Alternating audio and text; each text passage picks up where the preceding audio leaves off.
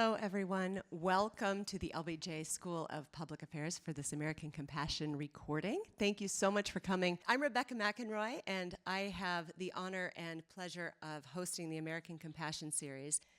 The evolution of technology has been integral to the development and administration of the American safety net from its inception under Francis Perkins to its modern implementations.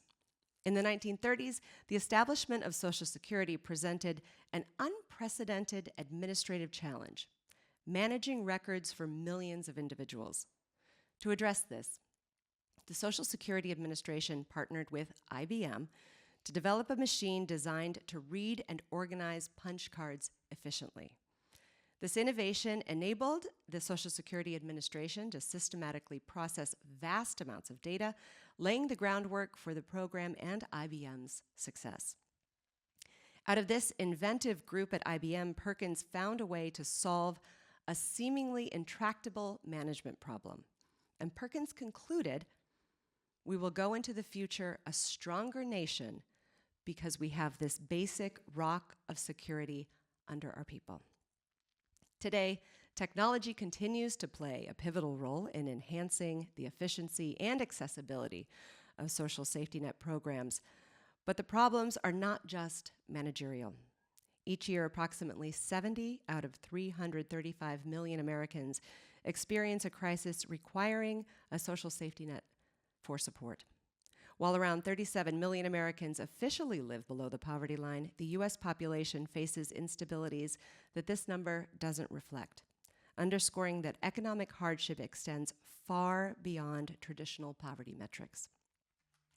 What are the new technologies, and how are they working to improve the American safety net?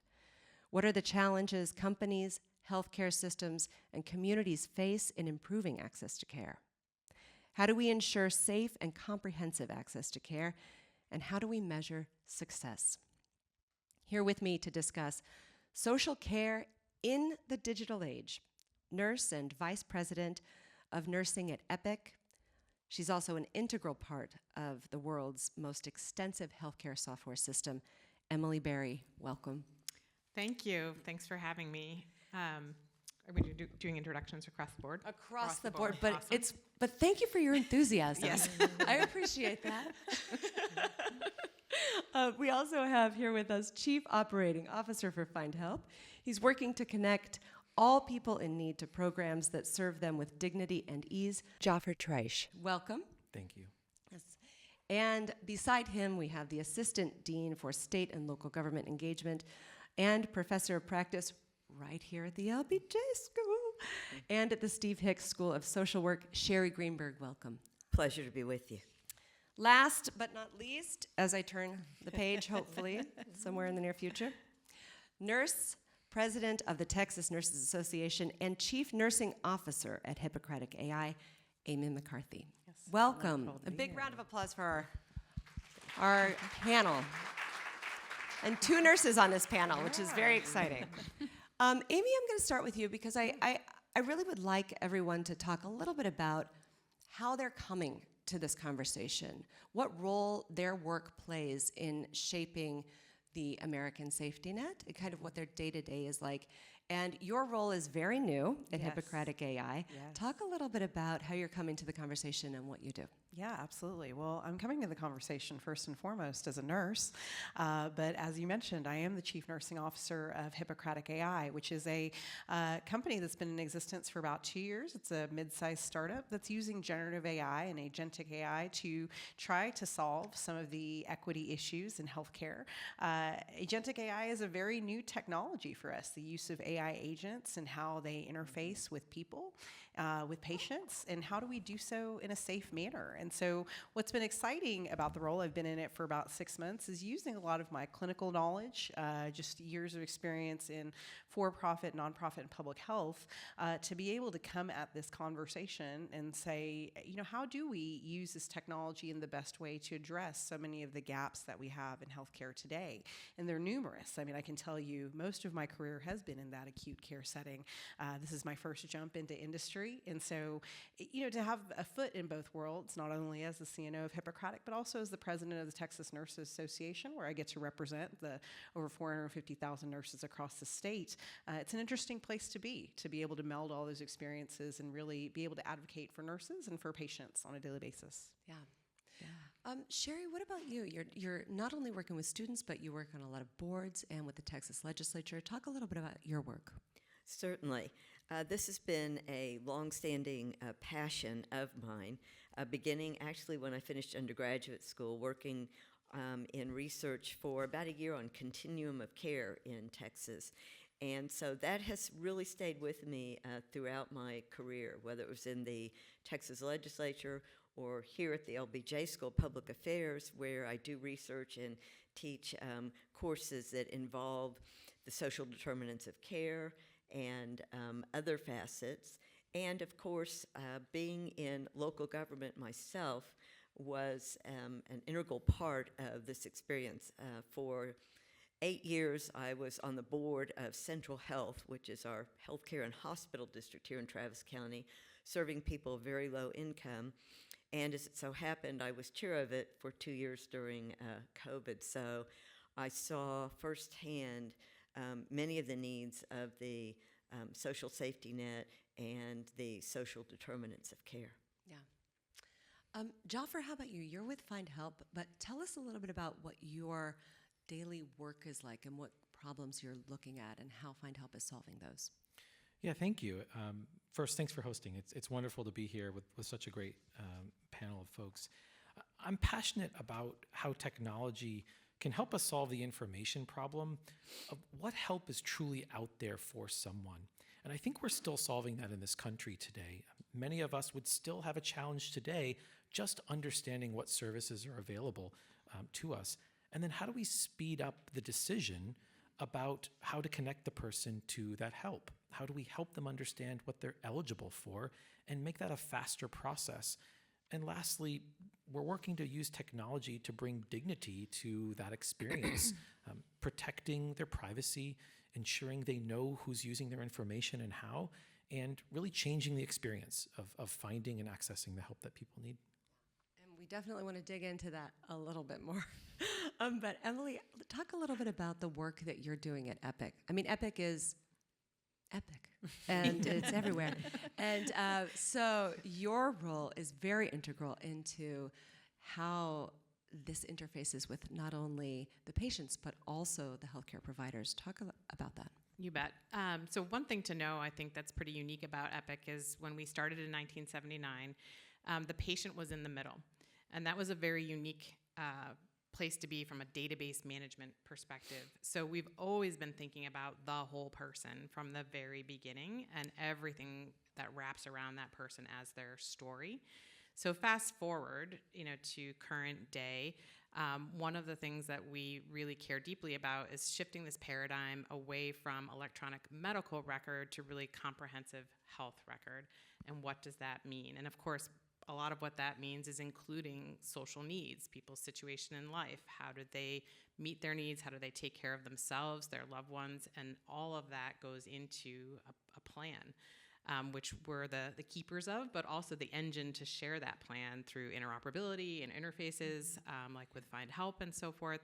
So one of our jobs, I think, is to not only take that story in, but share that story and make it as easy as possible for patients and clinicians to partner in that so that they really have a comprehensive plan of care that works for them.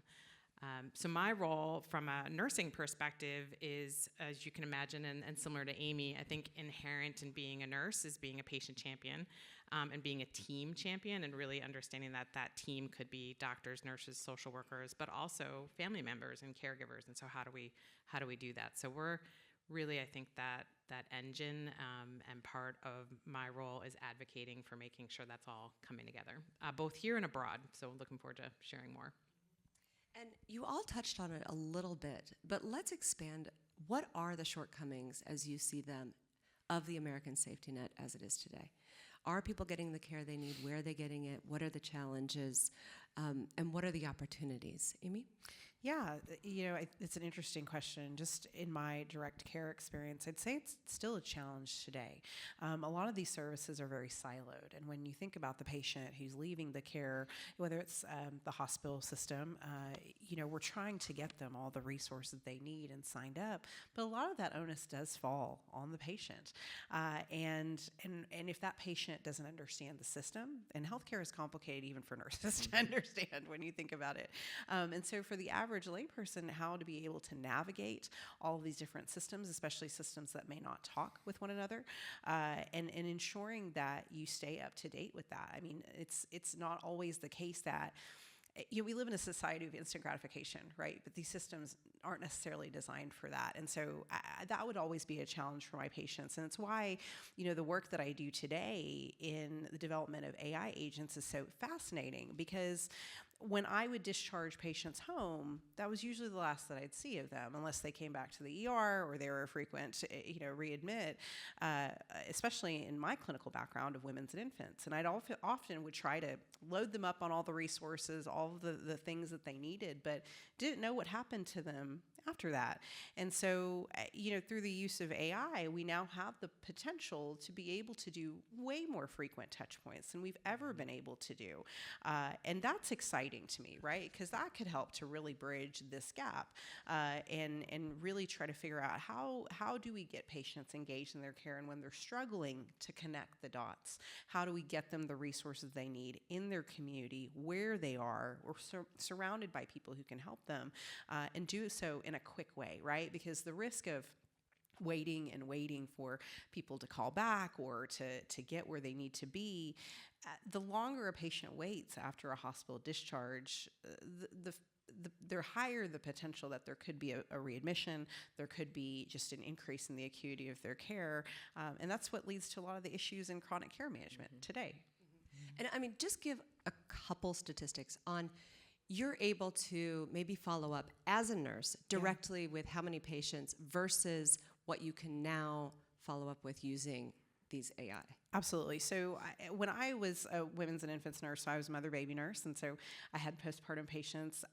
If we had the ability to do so, we would call patients 48 hours after discharge, which is right in the midst of them trying to figure out life with a new baby and their new family structure. And that would really be it, right? It was a one and done phone call. You try to give them education resources, but anyone who's had a child in the audience or knows of someone that has a lot of this stuff starts to happen after the first 48 hours. That's when parents and families are starting to figure out new routines, and that's when the questions really start to occur. The beauty of AI agents is that I can not only do a call at 48 hours, I could do a call every week for the next 12 weeks. What does that allow me the ability to do? It allows me to screen for postpartum depression earlier. It allows me to screen for potential hypertension cases, check in on diabetes, check in to see just how baby's doing, how mom is doing. And it's not just making one phone call to one patient, it's the ability to now call thousands of patients over the span of weeks, and to do so continuously. And so it's redesigning how we look at healthcare, because right now we don't have the resources. There's a huge nursing shortage across the United States and globally.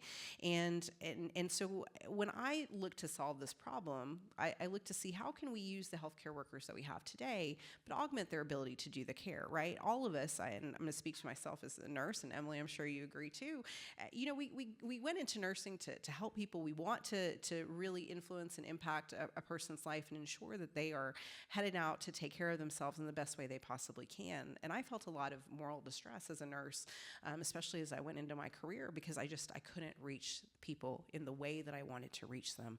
And so now with the potential to reach, thousands of people where they are in their care, it's incredible.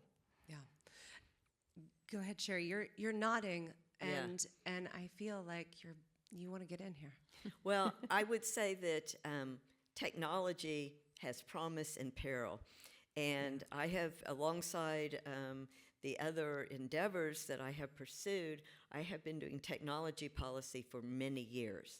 And what I have endeavored to do is to see how can technology actually assist us in our daily lives, including keeping the human in the loop, right? So we started off, we had, email, we had websites, and there were certain capabilities. But what I saw was that there are many people who, for various reasons, could not get the care they needed and, frankly, could not participate in society in the way that they may wish. They couldn't come to a city council meeting. Okay. They couldn't get to an appointment. Why? There would be many reasons. They were working shifts. No clinic was open at the times they could get there. They were taking care of children. They were taking care of the elderly. They were isolated. They didn't have transportation. Yes, there are areas of Travis County where if you do not have a car, you're in a transportation desert. And so the question became, can we use technology to connect people to the services and the safety net services they need? And I think that's a pretty broad net. It's everything from getting healthy groceries to, getting to training, to health care, to education. And certainly with AI, and I also am part of Good Systems here at UT Austin, which is an interdisciplinary consortium developing and implementing ethical AI for good. And so we are in the midst of another industrial revolution, right? And the question is, how can we use that to the benefit of people? Well, during COVID, when I was with Central Health, quickly we saw the need to pivot. And we had the capability for a few years here in Texas. It took changes in legislation to do virtual health, but nothing was happening. All of a sudden, we had to pivot. Now, people had to have devices and training, and you can't do everything virtually, but we found that for many people, this was providing care that they didn't have before. We also found we had what I call Stormgate, the big storm Uri, where everything in the state of Texas was shut down for a week or more, and people didn't have power, that with technology, this sense of taking care of your neighbors and community just sprouted up, right? All of a sudden, people realized we can organize ourselves. We can use technology and let people know we have water for them, we have food, we have resources. And so I do think that in this industrial revolution, this next one that we're in, there are real benefits. The question becomes, certainly with AI and with my Good Systems hat on, how do we take advantage of the promises and limit some of the perils, such as privacy? Absolutely. I mean, which is a great place for Jaffer, you and Emily, to come into the conversation and talk a little bit about the work that you're doing. Can you describe interoperability, what that means, and then both of the companies and how they're working together to not only identify who needs care, but then also to help patients and citizens to access resources? You want to start? I'm happy to, Emily. There's a formal definition of Yes. interoperability out there. Yes, there is. Out there on the web. I memorized it one day, but ultimately, what we're talking about is how do we digitize a sector that isn't digitized today? And think about banking. You can send your neighbor $5 in an instant. Think about cell networks. You can text, your friend who's using another company and you don't know what it is. Think about consumer retail. You can order something to your door. The safety net is not digitized yet in that manner. There's hundreds of thousands of organizations, large and small, that are all trying to figure out how to get connected to one another and connected to large hospital systems and large insurance companies and communities that also want to help this individual. So interoperability in the social care sector is what are the rules of the road, the standards, and the technology that will support sharing that sensitive information across different stewards of that person's care and of their journey, including that person. And we're really in the early innings of figuring out how to securely and safely share that information. And I think some of you have probably heard of the Office of Civil Rights, an organization, in the federal government. On their website, they have this obscure clarification that says, if you're referring someone to housing and they're unhoused today, and they might have a mental health diagnosis, you can share that with the housing organization because it puts them higher on the list or qualifies them for getting some stable housing. Most people don't know that, and a lot of nurses are even afraid of sharing that diagnosis with that housing agency. And that's a real-world example of where interoperability of that information and technology can support getting the person the services they need versus that person being stuck way down on the list, not sure how they're going to, be housed. So, Emily, maybe you want to add. Yeah, I think one use case I would share and our role in the comprehensive health record space is we think about interoperability even bigger than that. So what Jaffer's describing is that network of networks and really moving the information, patient information around. We also think about interoperability as interfaces. How can we use little snippets of code, we call them APIs, to talk to systems and actually provide some of that security because it's more of a point-to-point connection. We think about interoperability as extending the record or the Epic system to other stakeholders in your community. So maybe you have a portal to a community-based organization and they're directly now on the same system as the docs, nurses, and social workers. So I think interoperability can take on a couple of different kind of technical flavors, but I agree with Jaffer that the one that we really focus the most on in terms of nationwide and community-wide is leveraging these data standards. A good story of this and how it all comes together, because you can't solve this problem with just one solution because of how many stakeholders are involved. I totally agree with Jaffer. That's part of the secret sauce here, is how do we get everybody coordinated when they're on different types of technologies or maybe no technologies, still sitting on Excel or paper. So we have an example in Dane County right in our backyard in Madison, Wisconsin, focused on moms and babies and improving health outcomes of Black moms and babies in particular. Wisconsin has an embarrassingly low birth rate. You're in Texas. Yes. Yeah. Yes. Maybe you are lower than us. Yeah. Yep. So suffice to say, it came together as a combination of being a grassroots effort to really identify through the community needs assessment that there was this opportunity to improve population health. It was driven by moms, though, and sponsored by Black Women's Wellness Organization through a health council. But then we realized, boy, how are we going to get all these people to talk to each other? Because we've got health systems involved, we have CBOs involved, we have individual moms. So we leveraged the interoperability that Jaffer's talking about, which was using referrals to move those recommendations and referrals amongst the health systems. We use a portal so that the doulas could get online and connect with the OBs. We use the MyChart portal for patients. That's the patient view of their record to connect also into their care team. And then, used other ways of making those community resource suggestions through 211 and Findhelp, those types of third parties.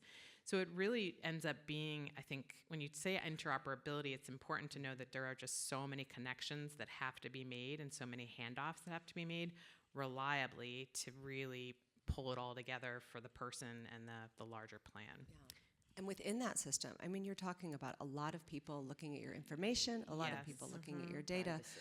And there are regulations in the healthcare system, but some of those not so in the social care sector. So Yes. talk a little bit about how you're navigating, patient data, safety, and security within those systems. I think the first thing I would start, and I'm sure the other panelists would add here as well, is Epic would quickly say that the other S is standards. So standards-based interoperability really helps us ensure that privacy and security. And I wrote down, just to remind myself, TEFCA is the national standard, and it stands for, those of you who need a reminder, I needed the reminder, a Trust Exchange Framework and Common Agreement. And that is where we look for guidance. And there are specific case studies, whether it's for treatment or communication or payment or public health, that really stand up those rules of the road that Jaffer was describing. We think that might be a really good playbook, a really good precedent for how we could look at this nationwide through all the different use cases that we have within social care. Could be a good place to start, because that certainly makes it easier for us to then support rather than 50 different flavors or 100 different flavors, one per vendor or one per CBO, which is not really sustainable for anybody. Yeah. Jaffer? Yeah, I would add to what Emily's sharing in that at the root of an individual's dignity is having transparency and an understanding of how my most sensitive information will be used to help me. And today we sign off a lot of our information for a lot of entertainment and a lot of other types of technology. But when I'm sharing, my food insecurity situation, when I'm sharing my chronic diabetes diagnoses, when I'm sharing, what my family is struggling with, I want to know who's going to be using that information and for what. But we can improve how we connect that person to services if we build trust with that individual and use that information carefully and give them the opportunity to know how that's being used to help that person. And that's trust building. And so when I walk in the door of a church or of a community organization and I'm giving that information, I want to know that it's protected. And there are still gaps that technology can help with, frankly, in the safety net where that information isn't protected from bad actors.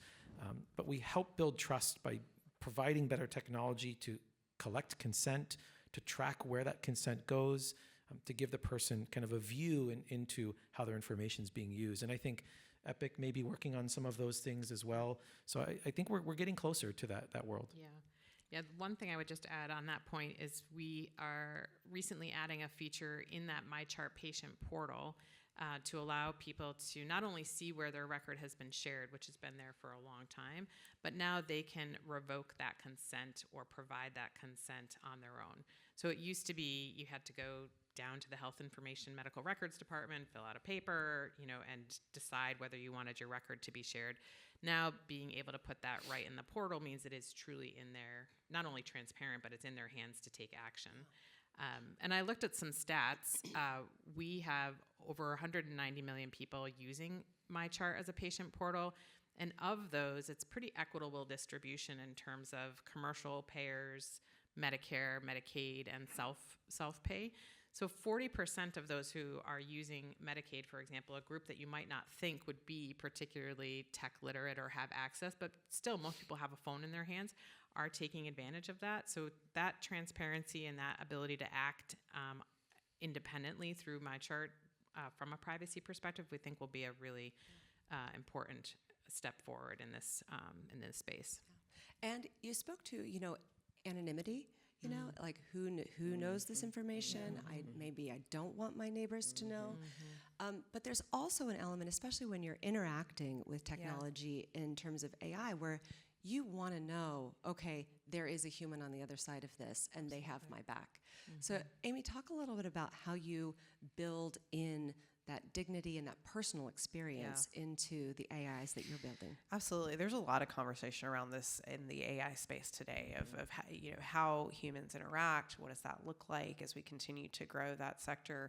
And for us at Hippocratic, Jaffer was talking about transparency and building trust. That's a key portion or a key component of really growing trust in AI, right? When I speak about nursing has a lot of fear around AI, and I think most people do too. And you're beginning to see kind of a shift to more cautious optimism because we're seeing the benefits of it. But when it comes to how we build trust and how we continue to educate the public, our patients, and even our healthcare partners that we work with, we're very transparent about always having a human on the line, especially when we go live with a product. And so when we launch an AI agent, one of our most popular use cases is post-discharge, like I mentioned. So if you have a postpartum patient that's going home, the AI agent is making that call. For the first several hundred calls that we do, we'll have a human in the loop who is listening to that conversation. And it's always very transparent on the conversation that you're talking to an AI, and that there is someone in the loop in that conversation. And so if anything were to happen in that call, or say there was an error that happened just in instructions, a human could jump in. And then we go even further, that as we go along and using the AI agents, if a human isn't directly on the call, how are we looking at transcripts that are coming in and evaluating continuously? Because that's the key thing we have to realize with AI. It's unlike a typical vendor and healthcare system partnership. It truly is a different level of partnership, because AI isn't something that's one and done. When you're launching an AI product or an AI agent, for many of my partners, I'm meeting with them on a weekly basis, and we're talking about, how do we continuously iterate? What do your patients need today? How is this working? How is it changing based on your population? Because when we think about how we develop large language models, it's a huge data set. And so you want to make sure that that data that you're putting in is accurate, that it's reflective of your population. And again, being transparent of all of those things, and ensuring that, especially as we ease healthcare into the use of AI and technology, that we emphasize the humanity that still remains. And that's what I say to nurses all the time, is that, there's a lot of conversation today of, oh, will AI take my job? What's going to be left for me? There will always be humanity in the role of the nurse. When I think about a labor and delivery nurse that is helping a patient have a baby, you're always going to have that there. When you think about a patient who is dying and is taking its last breath, and AI is not going to help with that necessarily. It's going to be a human that's holding the hand of a patient. And so, I spend a lot of time trying to strategically think and be very intentional about where the human is in the loop, even as the technology evolves. What does it look like today? What's it going to look like in 5 years? And ensuring that people are always comfortable with what this is, because healthcare is a very sensitive topic, right? How we share our information, what is going on with us, whether it's social determinants of health or our diagnoses. There's always going to be space for humans to connect with humans. And I think that's a very necessary part of healthcare moving forward. And Sherri, you're working with students and you're working with committees on ethical regulation for AI and what that looks like. Talk a little bit about the conversations you're having. Certainly. So with Good Systems, we are very, our focus is on ethical AI. And I in particular have been working on, in fact, future of work and AI and what that means, and healthcare and AI, and policy and AI.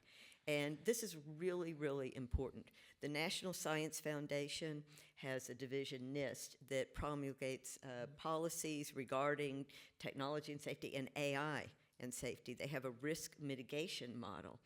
And it certainly has the facets that we at Good Systems have been looking at and want to see in the future. Facets such as fairness, trust and trustworthiness, right? Are you trustworthy? Have you established trust? Are you opaque or are you transparent? Do people have agency in what they can and cannot opt in and out of? Is there accountability? And is there fairness? So these are all, and of course, privacy. What can I have agency over? So these are all really important facets when we think about AI policies and AI regulations. There are cities and states around the country that have already put in place various policies. There's a piece of legislation, many pieces, but one in particular that has been filed in the Texas legislature that we had there was a large stakeholder group that I was part of over the past few months, looking at what can Texas do to ensure that we have innovation that we need, but also have the protections that we need for people when we're talking about AI kind of out in the wild here. And I think a lot of times, people think about technology and they're like, oh, no, not one more innovation. Like, can we just chill for a little bit, and not one more disruptor, for example. So talk about how Emily and Jaffer, you are working with, and, even Amy, like, you're working with healthcare systems and you're working with social systems to try to educate everyone into how these how these can benefit. What does that education process look like? Because that's a big conversation. Yeah, I think that's a good question. I think, and this parlays into the AI discussion as well, there's a lot that we can do with technology that will significantly improve the efficiency of the work that helpers, care navigators, community organizations are doing without necessarily disrupting the trust building with the person. a good example of that. We can look at a state in the United States and use technology to identify that dentistry is the number one need that people are looking for in many regions. And we can look at policy and understand that perhaps preventative care for adults is not covered by Medicaid. And we can use that information to work with the managed care organizations in the state to build mobile dentistry vans and start bringing, some of that benefit to the people. There's a safety net hospital in New York that wanted to automate the process of recommending for every person that walked into their hospital what the top organizations are that they could use for resources at an individual level. But they were spending thousands of hours of staff time before trying to find those services. We don't have to take the whole leap all at once, meaning we don't have to use technology to put the resource in the person's hands without ever having a human make a judgment, meaning we can queue up the best we can for that human, that nurse, that care navigator, to then say, yes, that is the right decision, and kind of apply the dignity to that process of, wait a minute, this one doesn't work for you. This is the one that's going to work best, and here's why. And so I think we have to take stepping stones to the approach and not necessarily, expect Superman day one. Rebecca, I think that this is a really important point when we talk about policy and we talk about ethics, and that is, where is the decision made and who is making the decision? So, as you pointed out, AI can do a lot to assist us, can diagnose diseases we never would have found, can take a situation where somebody's breaking their back in care and enable them, in fact, to do the care and not that, can churn through spreadsheets, right? And then you have the human doing the actual analysis. A big point is decision making, right? Are we using the AI to provide information, to sift through data? And is a human still making, when we need the human to, the critical decision? So for instance, there was a case in Europe where a particular city was using AI in looking at domestic violence cases and making predictions about would there be a repeat. And the decision was not with the local law enforcement. They were relying solely on the AI. And there was a particularly horrific situation that occurred where a woman who'd been a subject of abuse, and they relied on the analytics and predictive capability solely of the AI, and she ended up dying. And what they realized was, we could use the power of AI and the analytics to provide information, but we need a human making the decision.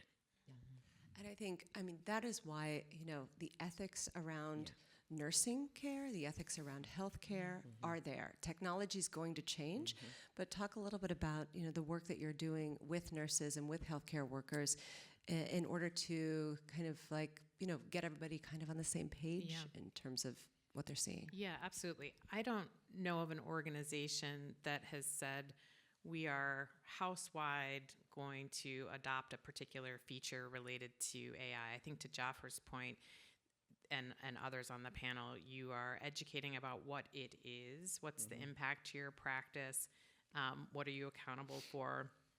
And from an Epic perspective, we've really focused on summarizations, drafts, things that AI are really good at, but again, keep that human in the loop. And then focusing on a use case that you can get your arms around, that you can educate that group of people around the governance and the ethics, and have that be a small test of change. So for example, we have a language prediction model, and it's been great. So if you send a message through my chart and that message is in Spanish or in another language, it picks up on the language and routes it to the translator before it even gets to the doc or the nurse. And Santa Clara Valley Health found 48% more messages getting translated. And that's amazing when you think about equity, access, dignity, all the things that we care about. but it was something that they could do. It was meaningful. It was a smaller group of people, and it really let them then kind of build up, well, this is how we could then go scale it. Does that make sense? I think likewise, one of the things I'm most excited about in terms of keeping the compassion and keeping the patient first is ambient listening. So it's using a slightly different kind of AI, a generative AI focused on ambient or voice recordings that are then being translated. And I was talking to Maya Bartel at Yale School of Nursing on this research of, to date, even though we are encouraged as clinicians to have conversations with our patients, what gets documented is still largely filtered through a medical model or largely interpreted and then conveyed in that note. Now, we've been doing open notes for years, so there is a level of transparency with the patient that's there. But the idea of ambient is you could actually bring the voice of the patient into their own record. And I think that's going to be a game changer when you think about partnership and equity and really putting people on the same level, right, on the same playing field, and hopefully, again, developing better and more comprehensive plans that meet them where they are on their terms.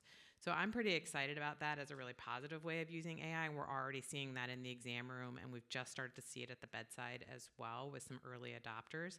But there's something really neat there too. But these are all pilots, right? These are all pilots where we're starting to really test how do patients feel about it, getting their feedback, the consent process, how do clinicians feel about it. But there's just so much potential, I think, there for good. And we're just about ready to open things up for questions, but before we do, we've been talking a lot about kind of individuals gaining access to resources in pretty much a stabilized environment, but that is not the world in which we live. Amy, Hippocratic AI was tested just recently with the fires in Los Angeles. Talk about how technology, specifically AI, and your company is positioned to help during natural disasters, during crises and things like this. Yeah, so recently with the fires in LA, we had a partner whose some of their population is within that area. And so, in a normal circumstance, it would be hard to think about how do we reach all of these people at one time to do just a basic check on them. How are you doing? How are you being affected by the fire? Are you having, respiratory or clinical symptoms that need to be addressed? If they have medical resources that they need and it's needed on a timely basis, how are we getting them those resources that they need? And so in talking with the client, they really wanted to do a check-in call on their patients over the course of several days. And so we designed an AI agent that could call, and it was very simple, right? When you think about the patient at that time, you don't want it to be a lengthy call, right? They're in the middle of a crisis, so it's just a couple of questions. How are you doing? Are you having any symptoms that you're concerned about? How is your housing?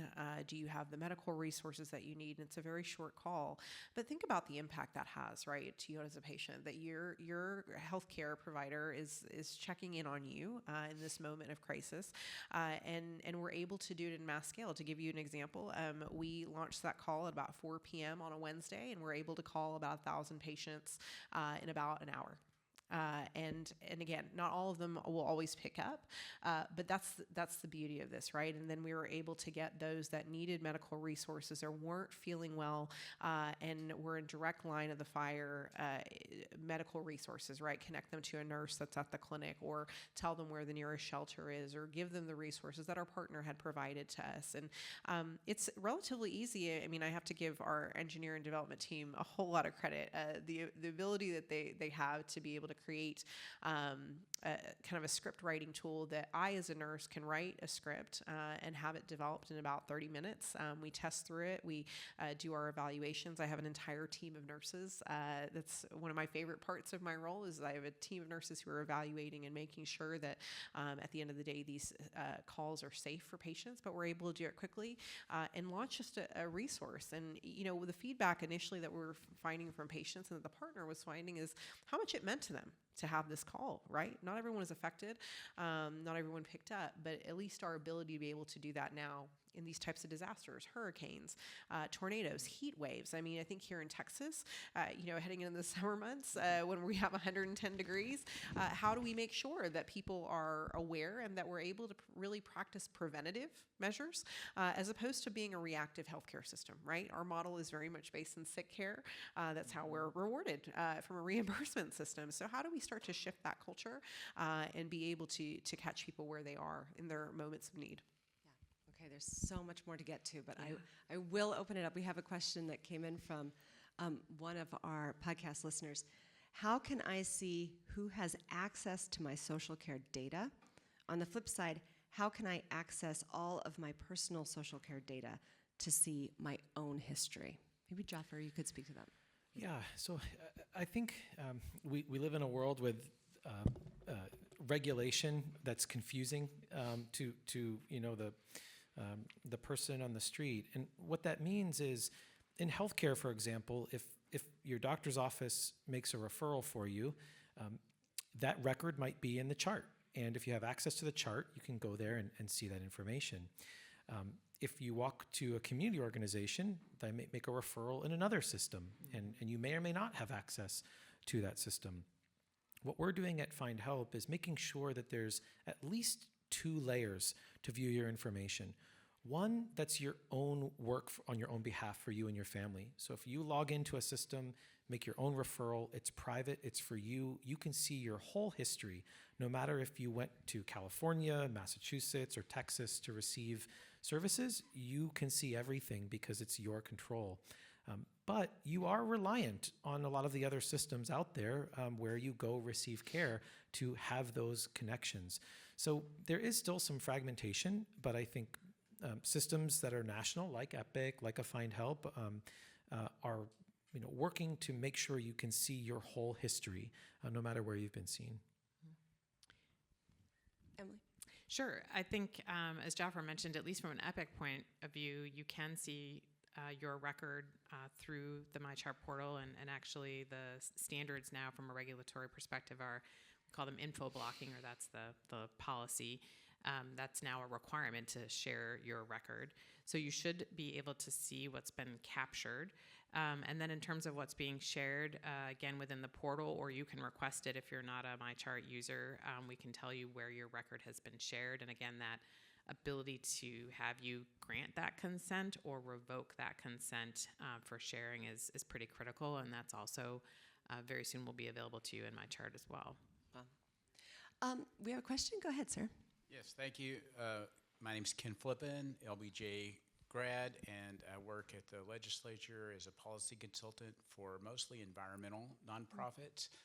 My question has to do with kind of in general how AI affects both environmental and labor issues. Like I think about the architects and engineers that the Green Building Council, one of my clients, they have concerns about how is it going to affect their careers, where the softer skills that are more human might be less necessary than in the environmental, like in the nursing field, for example. But then on the other end of it, I think about healthcare and insurance and how we have such, variance in profit from one insurance company to another, and how AI could maybe give guidance on how those things are done and processed in a way that's a lot less unfair. As I see it as I recently had an insurance situation where I had to spend 15 hours to get an appointment for a referral I already had.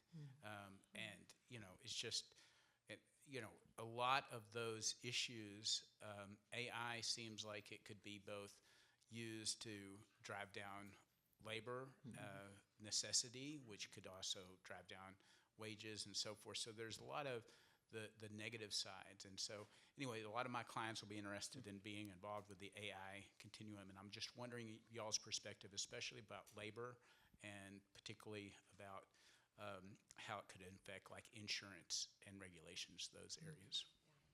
Who wants to field that? Amy? So I can start with that. I can hear that later. I was going to say Sherri. It's a great question, and it's something that I'm constantly speaking with nurses about. When I would say a bucket of my work is going out into communities in nursing schools and partner facilities to talk about AI. And one of the common questions that I get is this going to replace me? Because maybe my skills aren't going to be needed. And I think the important answer to that is I think what this ends up looking like remains to be seen. But the important piece is that we are a part of this conversation. And sometimes I'll watch nurses get very angry and fearful, and they'll be reactive, and they'll say, we can't have AI, we can't do this. And that's not the solution either, right? And so how do we get our voice out there and ensure, because I do think for regardless of the profession, it's going to look different. How we use our skills is going to be different. And I think we're still industry by industry going along and trying to think about, okay, I'll speak to nursing. The way I see it happening is I don't see it replacing nurses, but I see nurses using AI as a part of a team. Are they supervising, the AI, being able to have the AI help with education? And again, that still makes the nurse the leader of that conversation. When I think about just the role in insurance and regulation, I do think that there's an ability to be able to reach more people and to be able to do so in a very equitable fashion. But I don't think that there's a concrete answer to that. And I know that frustrates a lot of people, right? That's what leads to the fear, is that I can't give you a black and white answer. But I'll tell you exactly what I tell my nursing colleagues, is that it becomes very important for us today to not be passive to this, to not be reactive, but to be a very engaged population in this conversation. Because if we're not, then things might happen, right? If we're not a part of that conversation and using our knowledge and our expertise to say, this is how it needs to be implemented. And here's why, right? I'm the expert in this space. I'm the expert in healthcare. I do want AI in my practice. But this is the way that I see it helping, right? Not replacing, but helping to be able to augment my skills and to be able to reach more people. Sherri? This is a question that I get frequently, and there are variations from one industry to another, no doubt about it. However, the crux of it is AI is not a shiny new toy, or should not be. As with any new technology, it's, do we need it? How should we use it? It shouldn't be a problem, a solution in search of a problem, right? We have a challenge, and what are the tools we can use? Is AI appropriate to use? And when we're talking about work, do you want to be sitting there entering information in an Excel spreadsheet, or would you rather be doing the analysis? Do you want to have to summarize the meeting, or would you rather be able to think about what the next steps are? Also, when we think about the trades and middle skill workers, this is very important because they're frequently left out of the conversation. And the big research project that I'm involved in here at UT and with Good Systems is smart hand tools. And what we're looking at is, how can we use AI to assist those who are in the skilled trades, the middle skill workers. These are folks who need more than a high school diploma. However, they may not need a college degree, and in fact don't. It may be a trade school, it may be an associate degree, a certification. And for a lot of them, there's work that's very dangerous and repetitive. So how can we use AI? Think of welders, sensors embedded. Think of pipe fitters. There's so many applications where the AI will not replace them, but could assist them in learning and having a safer environment. For those in other fields, maybe they're engineers or architects, the question is, how can you use AI, right, to free up your capacity for creativity, for analysis, for leadership and management? Yeah. Another question? Hi, I'm Carla Nelson with Findhelp. Thank you for the discussion.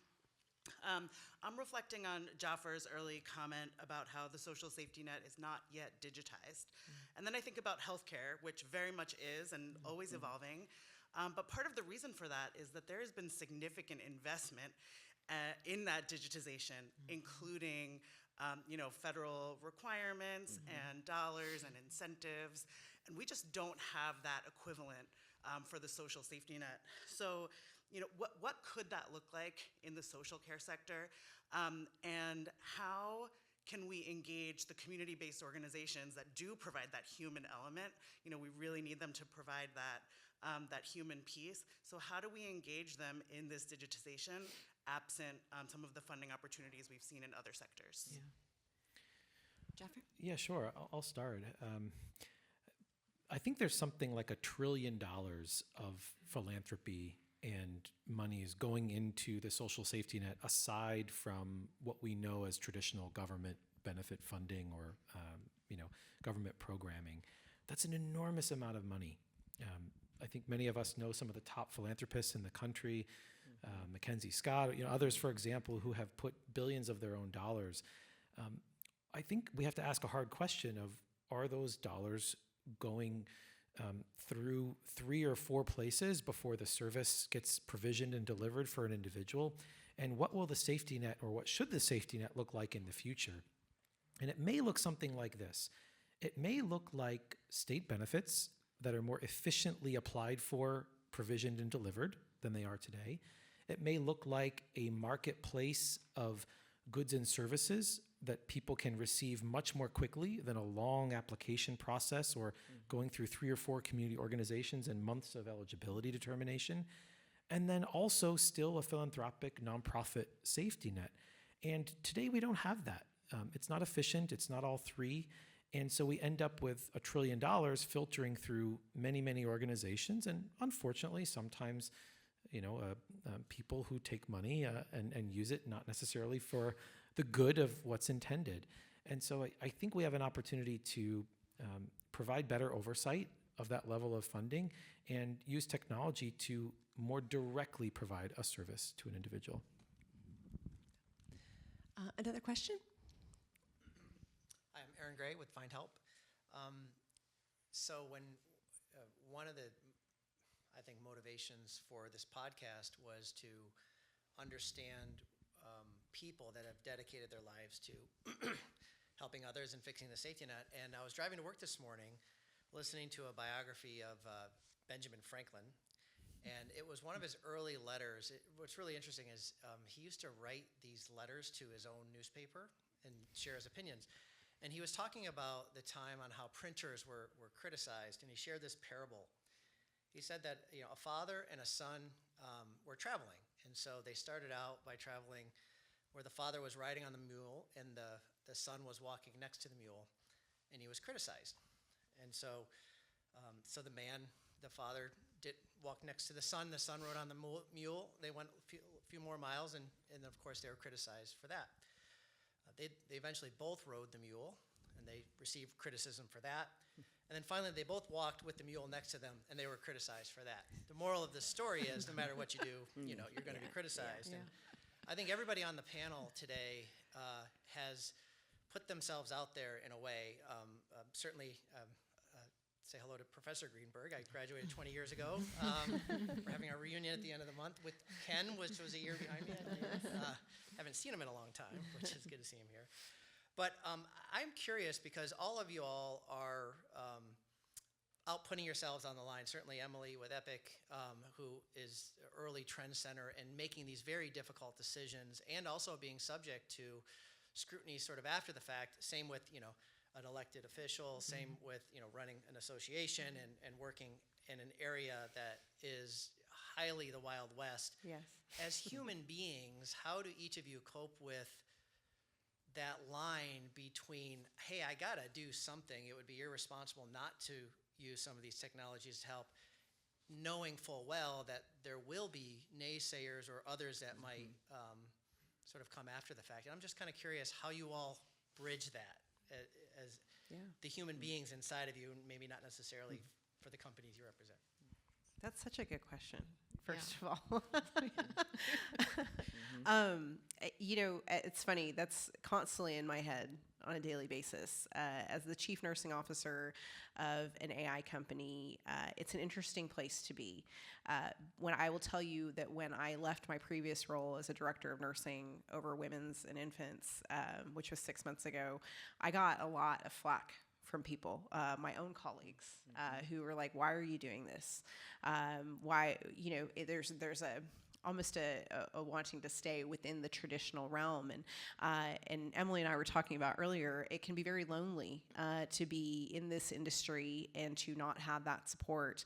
And so, I'm very lucky. I have a husband who's very supportive of me, and friends who are actually not in healthcare, who I rely on very much so. And I'll be honest too. One of the things that I've done since very early on in my leadership career is I've gone to therapy, and I talk through a lot of the things that I deal with just as a leader and as a individual, as a nurse. A lot of the emotions that I feel just in those situations, because it is hard. It's hard to be someone who's maybe going to be the first to speak on something. There's a lot of pressure that comes with it because you're having to be bold and take a stab at something with potentially not having all of the years of evidence behind you, and you're having to kind of build the airplane as you're flying, if you will. And so, I have to remind myself every day that, it is kind of a crazy space to be in, but I'm going to go back to, my code of ethics as a nurse is that I want to do what's best for the patient at the end of the day. I want to do what's best for communities and for nurses too. And that's what drives me on a daily basis. And I know, and I have to tell myself, I will make mistakes. There will be times in this journey where it doesn't work, and I'm going to have to think about how I recover from that or what is said. But I will say that putting my mental health first in so many ways, and having a community of people around me and a group of mentors who've been with me since the very beginning of my career, kind of my life advisory board, if you will, has been huge in helping me on a daily basis kind of navigate this. But I will be the first to tell you it is hard. It is lonely, but I couldn't imagine doing anything else because the ability to bridge the gap between healthcare and technology today, and to be able to fix a problem. That was why I often found myself very frustrated in the traditional healthcare realm because I felt like I was just putting Band-Aids on things. I wasn't actually fixing. And so for the role that I'm in today, I feel like at least I get to take a stab at this and try to fix and create solutions. And at the end of the day, if I'm able to create a better system for that and work with nurses and patients across the country to do so, then that gives me some solace in being able to navigate this.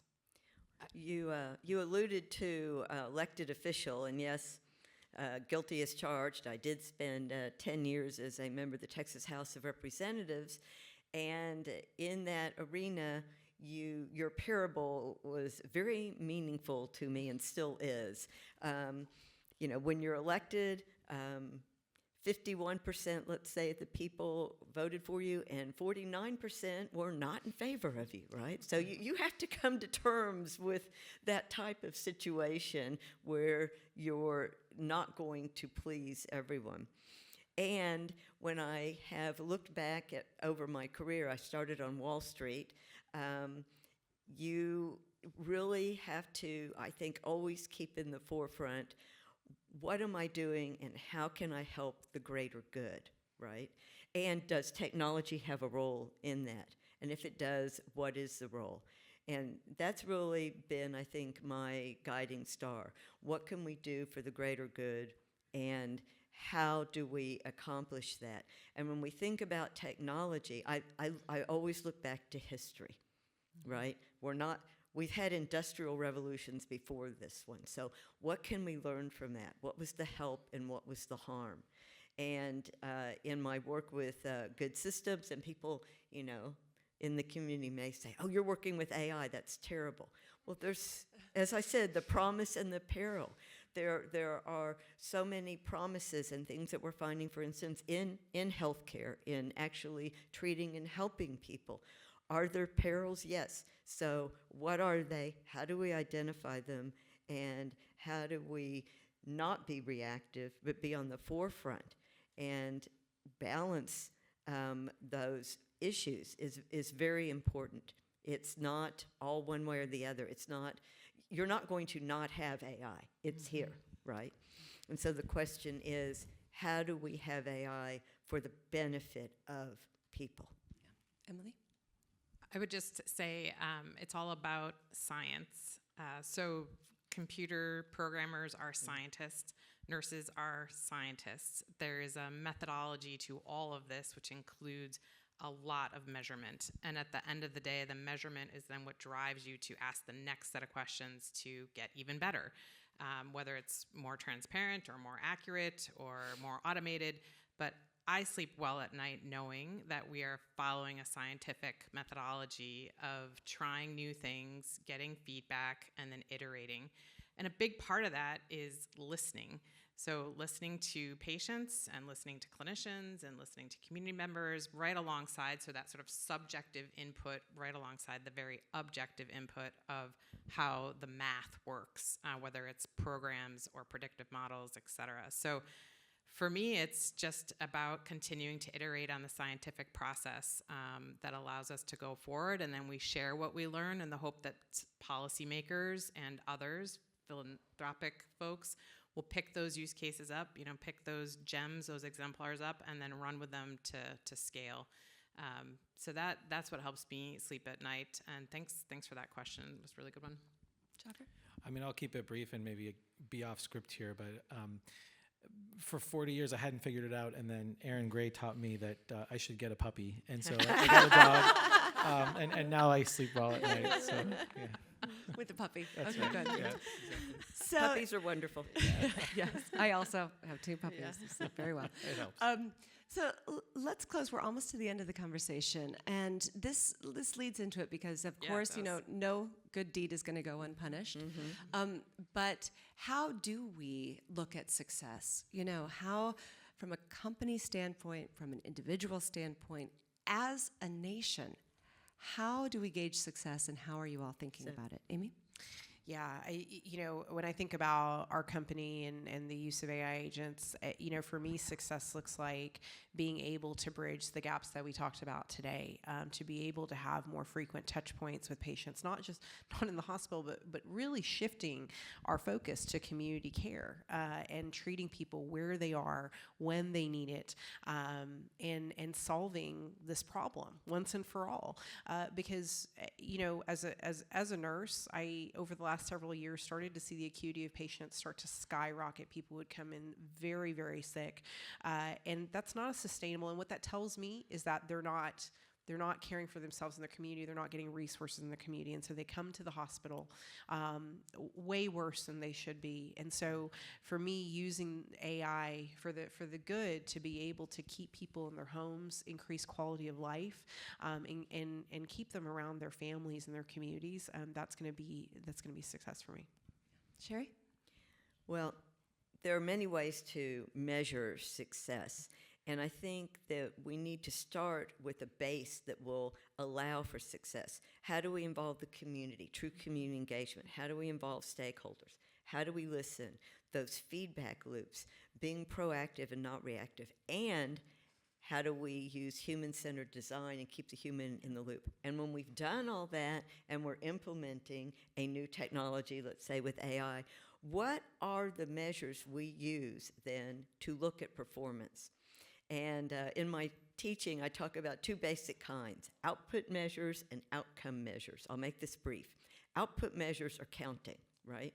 You go to the ice cream shop or the getting shoes for the kids or the workforce office, and you take a number.